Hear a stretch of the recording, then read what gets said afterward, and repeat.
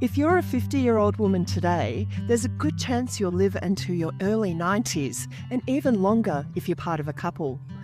That's what Australian longevity planning data shows. And that's not even adjusted for health and wealth, which adds even more years to life expectancy. Doesn't that blow your mind? What it means is that if you're 50 today, you are only at the halfway mark. And yet, so many of the messages we get about women over 50 is that we are older and fading. My guest today says this sort of thinking is all wrong. At 50, we're just getting to the good bit. I'm Sue West. Welcome to Flourish After 50.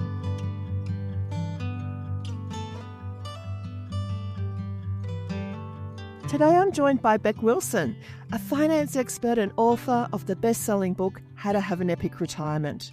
She's the host of the highly successful podcast, Prime Time with Bec Wilson, and writes a weekly finance column for The Age in the Sydney Morning Herald and other newspapers across Australia.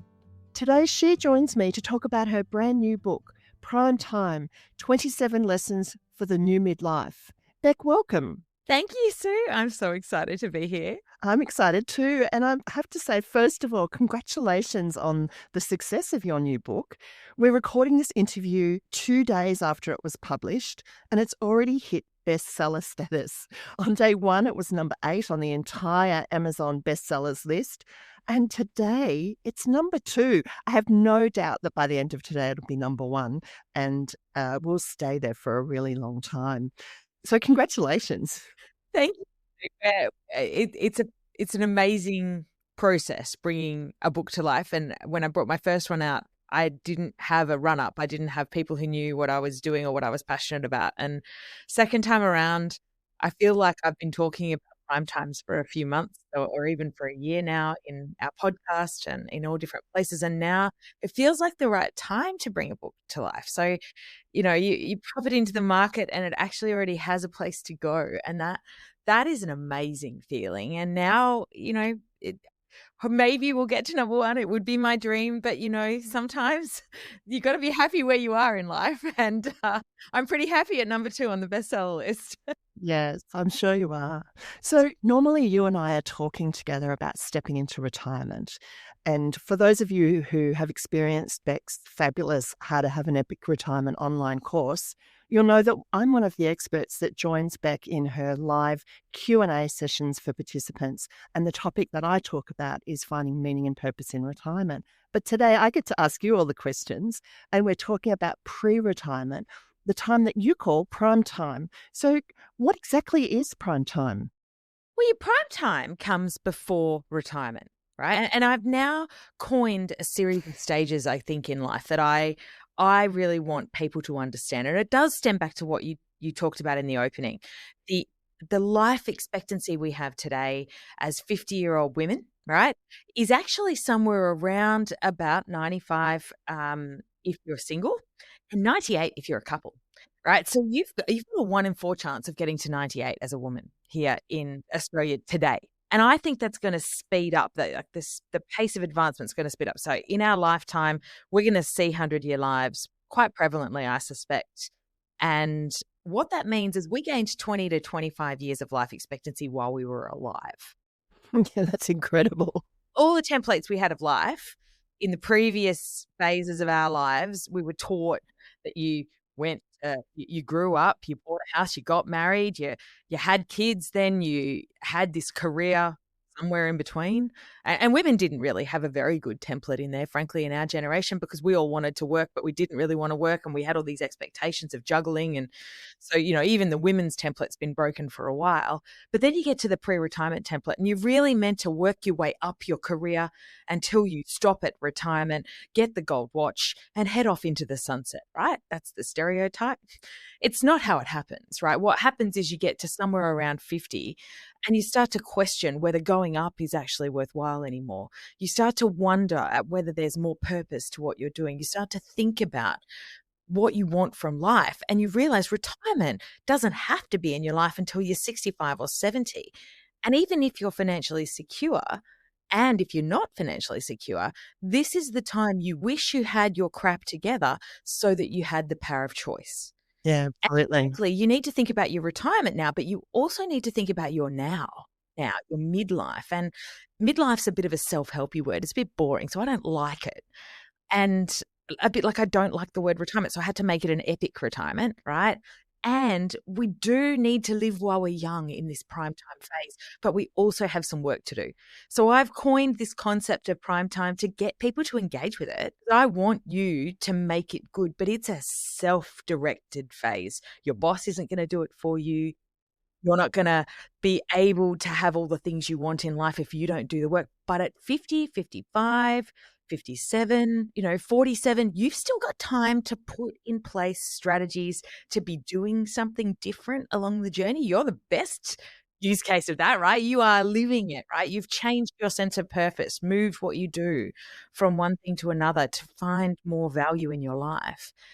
I just believe we can coach people through this phase better and help them have both a better prime time and an epic retirement, and they go together. It's like now I have the prequel, and that's a privilege to have a box set of conversations. But you do have two different generations coming through today. The person closer to 67 doesn't have as much money. They don't have as much superannuation. They haven't been paying it in all their life, and they don't have time to let it compound before they retire. Somebody who's 50 today has time.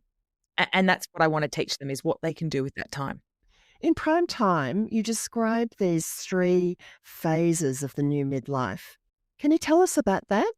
Yeah, I feel very passionately in the finance area, and I had to really stew this out, right? Is how could we move people through their prime times in a way they could structure and understand it themselves and power themselves through, and almost create a new conversation for financial planning as well, hopefully. Financial advisors out there, please get behind it. Um, so I believe you wake up somewhere in this phase, and it's really up to you where you wake up. It might be 47, where I think I woke up, and usually there's a trigger.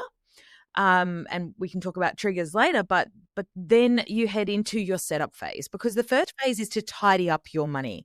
It's to really work through how that money should be working for you, how it can work for you. And there's actually 9 foundations of finance I want everybody to work through in their setup phase, right? And then you got to learn about the 3 new things that happen to money in midlife, right? Because that then gets your head around the years ahead that are coming for you, because it might change for you, right? We all start to live off multiple income streams as we head towards retirement.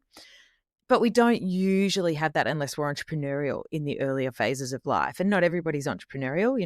You and I, we live quite entrepreneurial lives, which means we have to scrap together a couple of different types of income to make ends meet and keep our passions going. Yep. And more, I think people in their midlife are starting to do that. My young people who are in their 20s, they're working 3 jobs, right?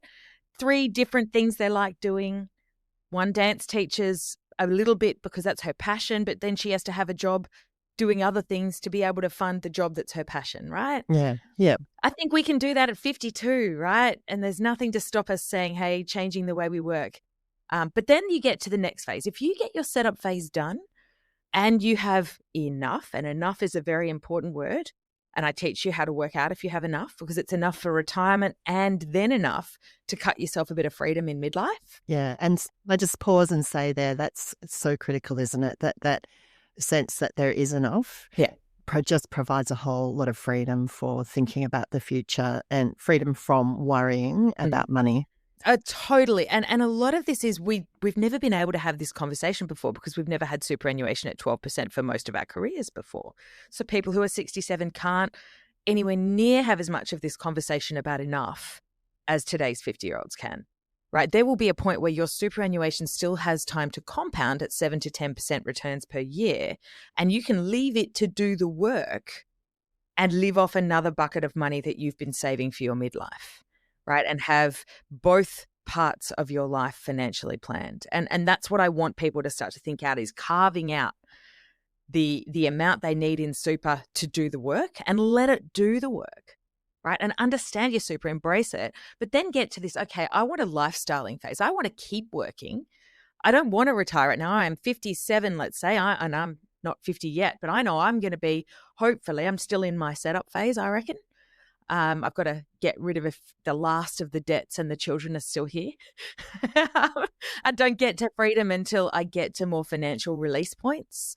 Hmm. And then you see the game turn. You get to be more self-oriented, right? And then you can start to really put your money where it's going to benefit you, right? And we don't get to do that in our adulting years, right? The ones before our prime time. They have everything goes into the kids and the family and the house and the running on the wheel, right? But we're in this phase where then you get to a lifestyling phase, and plenty of people I know are now choosing how to get flexibility in their work life, but not the type of flexibility that takes you to part-time yet, just the type that allows you a sabbatical or a long weekend every now and then, and to have a really good holiday once a year, and to maybe get to the gym in the mornings and have flexibility in the afternoons to do something they're passionate about if they're investing in their career or work the right way. So that flexibility and that lifestyling phase is sometimes a time when we don't want to keep going up the ladder. We're happy to go sideways. We're happy to go across and turn our ladder into a lattice. Oh, I love that expression. Tell us more about that. There's a whole chapter on it. There's a whole chapter on it. I know you're going to love this book, so I'm posting you one today. And the latter. Well, let me get to the last phase first because it's Okay, yes. important. I believe we're now going to bring a phase in before retirement that we narrate as our prime time instead of a part-time job in retirement, and that is part-timing before we retire. Because if we can change the narration both in the workplace and in our lives into this being okay, it's great to start people thinking about their journey towards retirement being slower and being more chosen, because only 31% of people choose the path into retirement right now in Australia and in the UK, right? And that's a very important number because we aren't in control in our 60s right now of our working life. Ageism gets us, health gets us, these things. But if we can get into people's minds and hearts in their 50s and help them even understand how AI is going to change their jobs, how all of these things are going to impact their working life from here, and how to prepare better, they're to have choices. And choices just means you have two options instead of just one. And that for me is everything, is those three phases, I think, coin how you plan financially. They coin how you plan in your work life. They coin how you think about your journey, and they work. And so I've used them throughout the book to kind of explain to people how to get action oriented in this stuff. Oh, I love that. And while you're talking, I'm trying to think, oh, which category am I in? Yeah, exactly, right? And you can place yourself. I think I'd like to be lifestyling. I'm trying to grab a bit of the lifestyling now. I'm taking longer holidays. I'm dreaming about a sabbatical, but I won't have one for another 5 or 7 years. Reality, right? I've got one child still at school. That reality is still there, but I'm getting a 4-week holiday a year, sometimes 2 decent holidays a year, right? I'm prioritizing some different things now, and I go to the gym in the mornings, and most of the time I don't do anything till 9:30, because that's my lifestyling choice. Sometimes I'm working late at night, but they're my trades. So you start to choose how you want to slide in through this phase. And I think being more active, because I reckon we've been pretty passive through this phase, continuing to try and hold on to the ladder. And we're the last generation, I reckon, that has seen the ladder as a desirable place to be.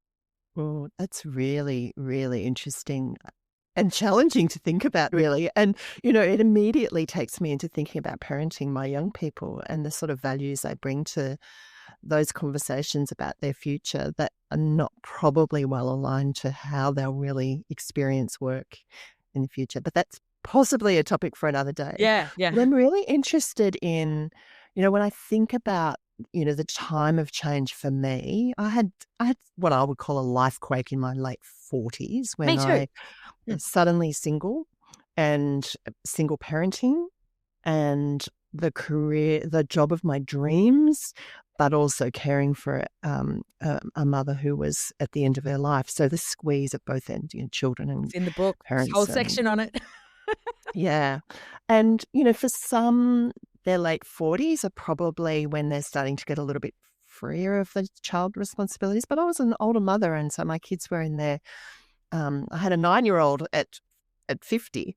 But there was this sense that my life, I wanted something different for myself and done something different for my life. And it took me a while of working through what all of that meant and eventually reaching a point where I was prioritizing that for myself and making some radically different decisions, which included changing careers.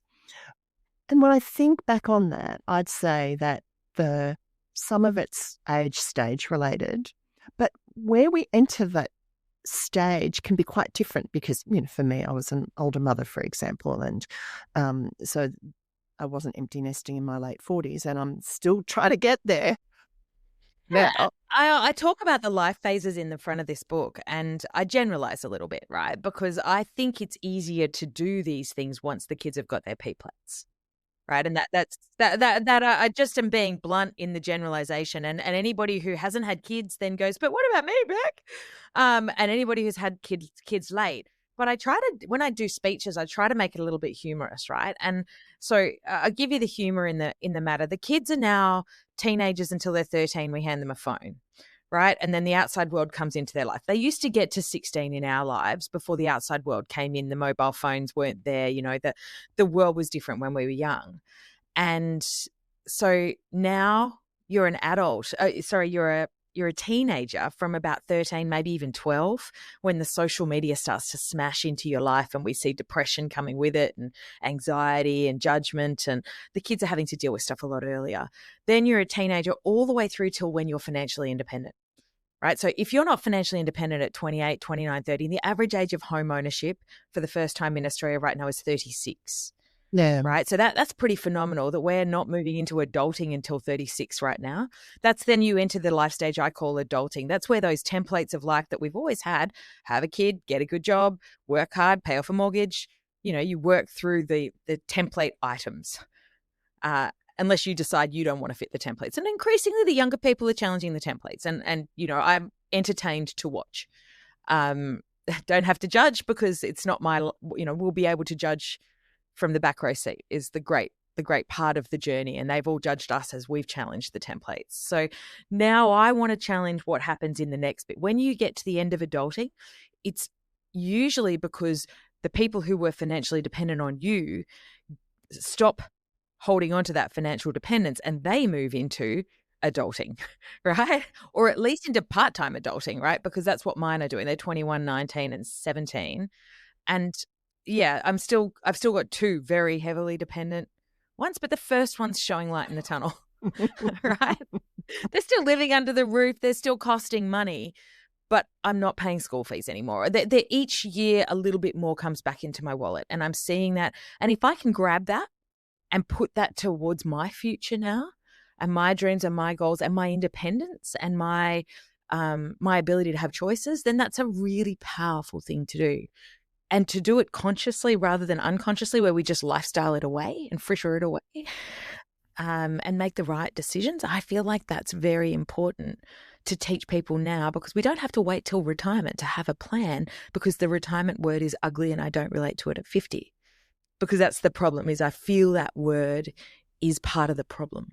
Yeah. And look, all of the women that I work with would say that retirement isn't necessarily a word that they relate to. So I really love your shift in narrative for this time. I think they still want one. I think they still want one day. And I think they want it to be epic, not boring. So, you want to make sure they've got the things ready to go for it, but you don't want them to set their eye as that's the goal. The goal isn't an epic retirement anymore. The goal is choice, right? Just choice when you want to, when you choose to, have you got the ability, the consciousness, the awareness, and the financial confidence to do it? That's all I want for people. Yeah. And I think too, when you describe that, when you talk about retirement being less the goal, what comes to mind for me is that retirement is this sense of delaying gratification, delaying, spending, etc. And what you're doing by bringing that back and saying we can save and we can start to change how we're living and look at the latest lifestyle, etc. It's just a shift in emphasis. We're not delaying all of the goodness until a later stage in our lives. We're bringing it in now consciously. And we're not blowing it all into the current day either. We're not frittering it all away irreverently like, Die with Zero or any of that stuff. I want literacy. I want people to understand. And, I don't think we talk about the fact that your boss isn't going to make the right choices for you in this phase of your life. No. They're not. Your kids aren't going to make the right choices for you in this phase of your life. This is your phase to drive in. And we haven't had to do that in the previous phases. The boss tells us when we got to be at work. The boss tells us when they're going to give us a paycheck. The boss tells us if we're not doing the right job and we have to work harder. The kids tell us if they haven't got enough. The dinner has to be on the table at 7 or 8 or depending on the chaos in the house. The world just keeps going for 20 years in the middle there. And you don't put your head up and say, hey, I want to go over there. It's like you don't have time. Right? Or the choice often, right? And the economy then turns on you and you've just got to do what you can, right? And we've all been doing that for what feels like 15 years, right? We've had a COVID, we've had a GFC, we've had they just keep coming. So we're in a phase now where, they're all going to keep happening. But if you get in control when you've got a little more, before you go out of the workforce, you've got time to really structure yourself into a good place. So tell us about these 6 pillars for a successful prime time. Absolutely. I believe the first pillar is actually power. And it took me a bit. I started when I was writing the book, I used the word choice for the first phase of writing it. I thought the first one is choice, but it doesn't work. So I needed to come back and engineer it. And when I hammered at what the pillars were structurally, understanding that you have power is actually that pillar, and the power over so many different things. We forget we have agency. And I like the word agency. It's not a very sexy word, but agency is very, very important. And that's what gets you up to take a step forward. You have agency to fix your money if it's not quite right. You have agency to change what you do if you're not very happy doing it. You have agency to just be curious about things you weren't curious about yesterday and start exploring. You don't have to have all the answers at this phase of life, but you can reinvest yourself in looking for things. You even have agency if your parents need care and you don't really want to provide it all the time. You have agency and ways to solve these problems. And so for me, handing you back that agency and saying, you've got agency now. What are we going to do with it? Now we move forward into the next pillar. We say we've got agency over money. Money is very, very important. You need to understand the foundations of financial confidence, how you get there. And they're the hard things. If ever I had to teach every generation about money, and I don't think I ever will, because I think I'm going to stay in the second half of life forever. It's just so much fun here. But I think they're the same foundations. You just have to tell it like a TikToker if you were teaching it to somebody else, right? I teach it a bit more robustly, a bit more like people have had a lifetime of experience. And so, there's lots of lessons in there to apply to your own life. And it's the biggest part of the book is those foundations of finance, and probably the hardest bit to read. But then you get to the 3 new lessons of midlife and the how much is enough and, how to calculate all these things. And then you start to feel, oh, I got to the end of money. Thank God. Right? I was glad every time I read the edit that I got to the end of money. Right? And every time I tried to cut something out and I couldn't find anything because they were just so foundational. And I've worked with some this time in Epic Retirement. I didn't know anybody in the finance sector very well other than a handful of people when I started out. I'm very blessed that the finance sector has been very generous to me in my last 2 years since Epic Retirement came out. And I have worked with Australia's best researchers and experts in retirement spending, phased spending, and how to understand and tell the stories of money and using it, that are speaking to the government and guiding the government.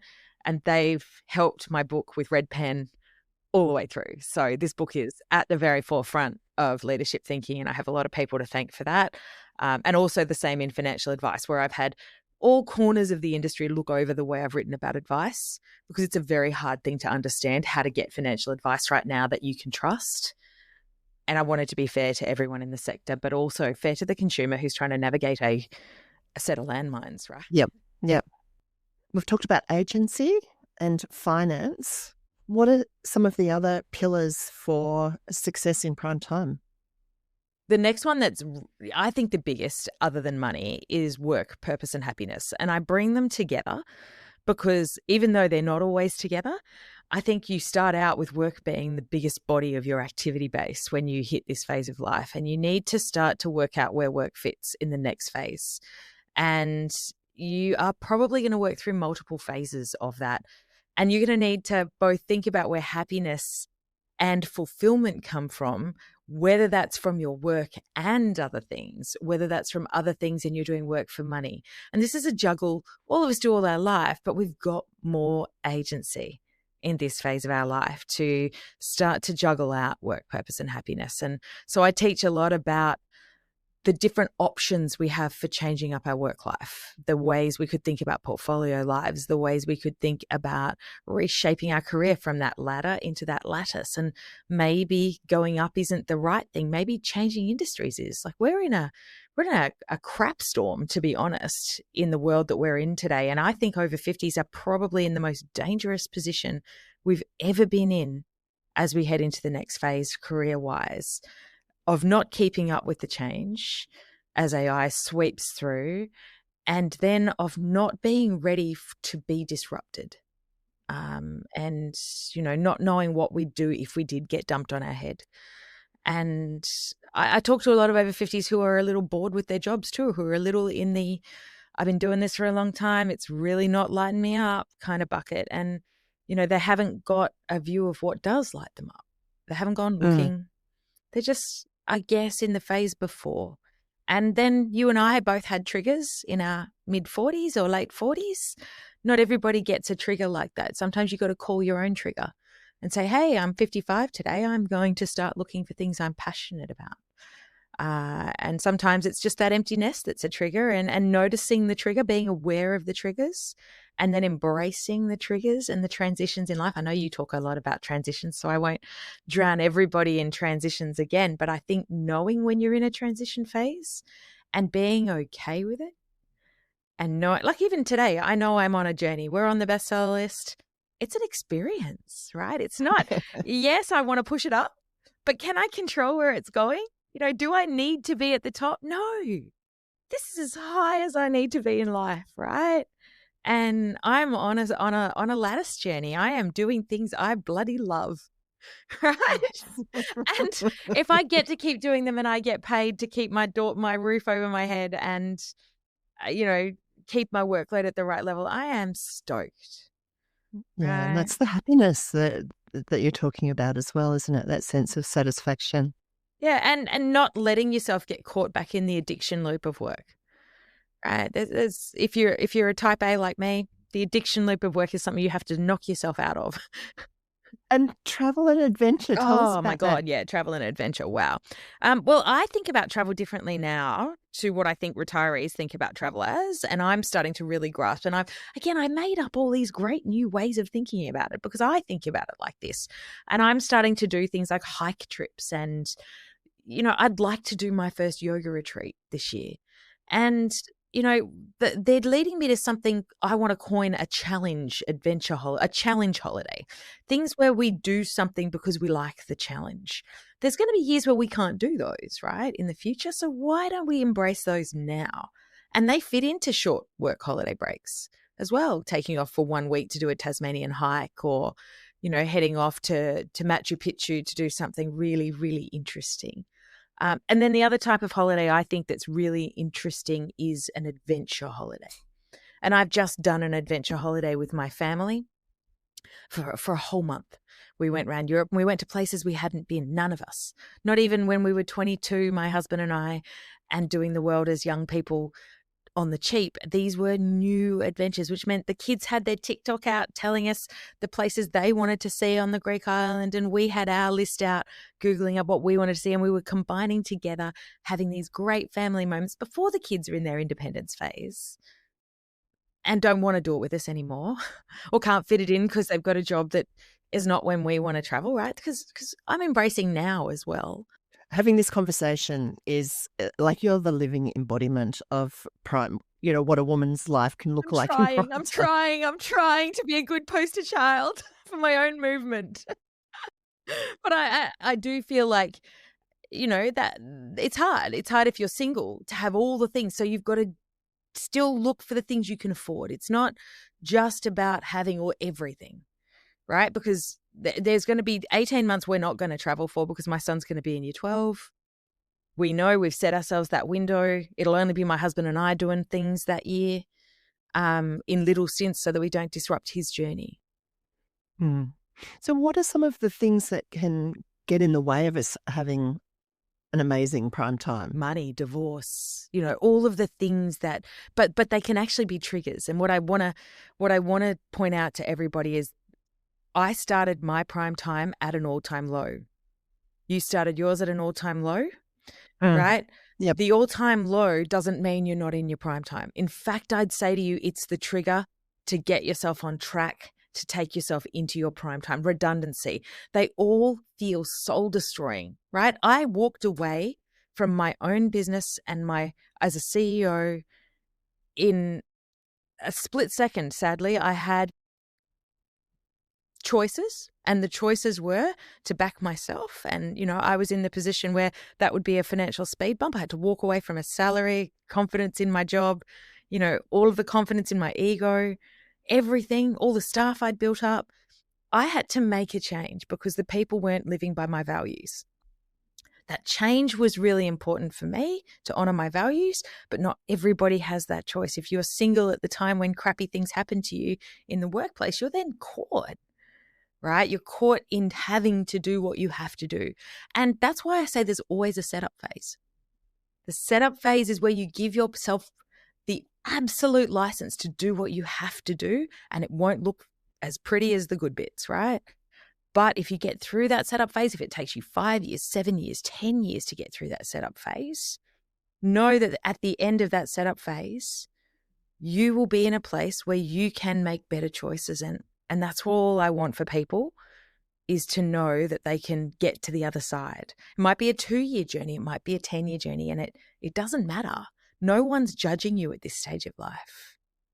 It's, in the first stage of life, everybody's going, oh, but she doesn't have the right career profile at the right time, or he hasn't got the best job for his opportunities. And right, they're judging you based on, oh, she's not married at 36, right? But we're not doing that at 50, right? Who is doing that anymore at the moment? At 50, we're like, my God, I'm in my own world so far, juggling my own problems. I'm not looking around at what everybody else has got. I'm liking their holiday snaps, but they've all got just as many problems behind those pretty pictures. Yeah, that's right. So what are some of the practical things women can do to take charge? Agency, ladies, agency. This is your time. And if you are waiting for permission from somebody else, your husband, your ex-husband, or even the community around you to say it's safe to take a step, don't wait. Don't wait. In the dark, think about all the things that you want to do. Start building a picture. Right, that's it. That part of it starts with do you know what? I don't have to. I don't have to keep doing this forever. I don't have to keep struggling against money forever. What steps do I then need to take? And then get practical, right? Do what you and I teach, which is boil it down into lists of things to do. Make it simple. Take the easy steps first, right? Get those financial foundations and reflect on them. I try to make it easy so you don't have to make it a massive financial planning initiative or a huge episode first. Just go draw up what I call your big financial picture. Understand your income, your outgoings, right? And your assets and your liabilities, right? Those are the big picture that you can work with. Then work out how you move things into the right. It's a chess game. How do you move things into the right place strategically for your future? If you don't know what your future looks like in the ideal state in your mind, right? How do you make a plan for it? You can't, right? So then think about what you like doing. Doing is important all your life from here on. Even when you hit retirement, I'm hoping you still have the word doing in your life, right? And so if you don't like what you're doing now, or you do like it, how does it fit into the life you want to live?